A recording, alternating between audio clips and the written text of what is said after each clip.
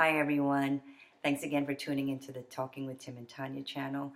Um, I'm going to go straight to the questions, and they're still coming from Shiloh Middle School. Thank you all again so much for creating these beautiful and thoughtful cards and asking these great questions. The first question comes from Matthew Fairchild, and he asked this question to Tim Brown as well, who responded in another video on the channel. So check that out if you have a chance. What is one thing that you think everyone should learn about regarding 9/11? And it's hard to come up with one thing. And I will say that I wholeheartedly agree with what Tim said in his video, that everyone should certainly remember that 9/11 was a senseless and evil terrorist act that caused a devastating loss of life. And that even so, there were many, many stories of heroism and love that ruled the day.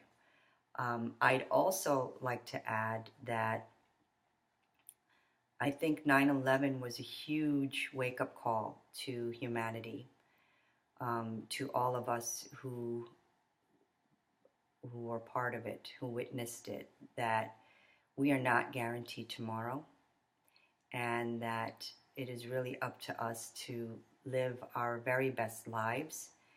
And living a best life comes from realizing, first and foremost, that we are all connected, and that the only way really to operate is through love and compassion and kindness. And so I think when anyone thinks about 9/11, it was a huge wake-up call to all of us, that we're not guaranteed tomorrow. So we've got to make every day count. We've got to let our loved ones know that they're loved. We've got to be kind to that stranger in the street, because at the end of the day, people will not necessarily remember what you did or what you said or what your career was or anything like that. They will remember how you made them feel. So it is up to us to ensure that we make anyone who crosses our path feel like they are uplifted, and that they are worthy, and that they are deserving of love and kindness and compassion. So that, I think, is really the biggest lesson of the day. Matthew also asks, how do you feel about the new museum at the World Trade Center? And then I also received a similar question from a nameless card creator. This is a beautiful card. Thank you, whoever it was that made this. Do you like the memorial that was created to honor all of the heroes? Do you think that it is a good way to celebrate all of the heroes' lives?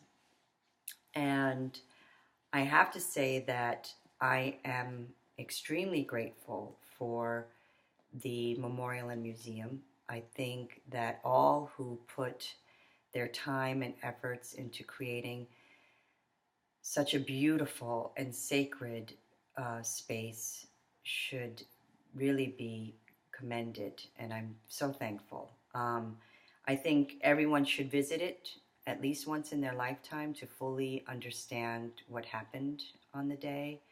The memorial itself, just stepping in there, you will feel the enormity of the event in just the size of the pools, the two pools which cover the footprints of the building, and the way that the fountains go into the center pools of each. I think is just the perfect metaphor for all of the tears that were shed by everyone around the world during such a devastating time in our history. I think seeing all of the names and the thoughtfulness also in the way the names are placed, that they really ensure that relatives who may have been from one company or department were placed next to each other. I think it's called meaningful adjacencies. I thought that was so thoughtful and meaningful. It's just so meaningful that they even considered that. There was a lot of heart that went into the design of the memorial. And I think if you do go and you look at all of the names, that you really realize that it's not a name you're looking at. Each name is attached to a person who had, you know, hopes and dreams and life. And it could have very well been your parent or your sibling or your child or your best friend or your love um, that you're looking at. So I think it's very important for you to connect to the people behind the names when you see it.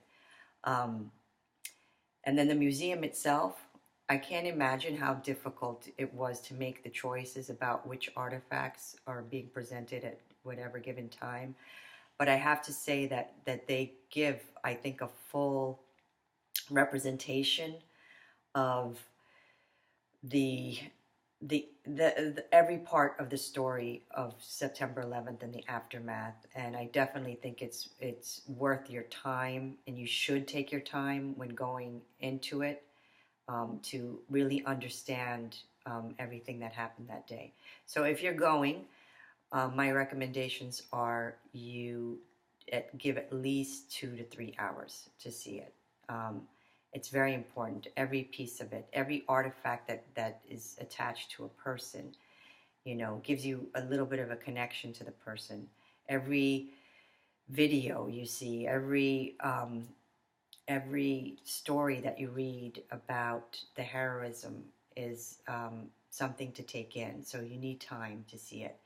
And I also recommend, and not because, you know, I'm a part of it, but I do believe that after seeing the memorial room where you can touch the screens to really get the stories of all of the victims, I mean, that alone takes some time, and you're going to read or hear voices of loved ones talking about their person, you know. I think it's important for anyone who visits the museum to take some time in that memorial room to get to really know some of the victims. And I think the best way to finish it is to go to the Rebirth at Ground Zero exhibit. It's a 10-minute experience, and after going through the museum, there you do feel like a sense of kind of heaviness, because it is heavy, and then the Rebirth at Ground Zero will kind of uplift you in reminding you that as heavy as everything was, there was a lot of resilience in the rebuilding of New York and of Ground Zero, and that's what that experience does for you. So I'm already kind of going over here. Those are my recommendations for the museum, and again, thank you for asking these great questions, Shiloh Middle School. Wishing you all lots of love and many blessings always. Have a wonderful, wonderful day.